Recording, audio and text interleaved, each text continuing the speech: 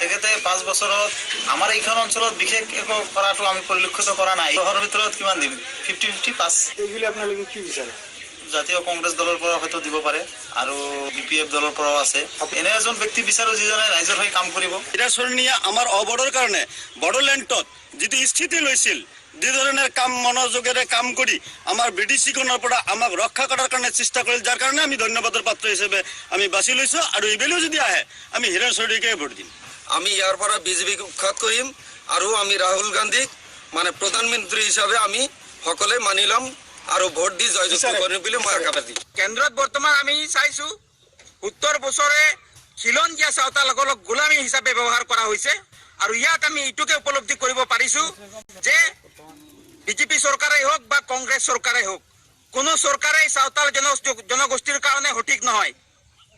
বিকল্প সদৌ চাওতাল ছাত্ৰ সন্থাই সাংসদৰ জৰিয়তে ইয়াৰ প্ৰত্যুত্তৰ দিবই।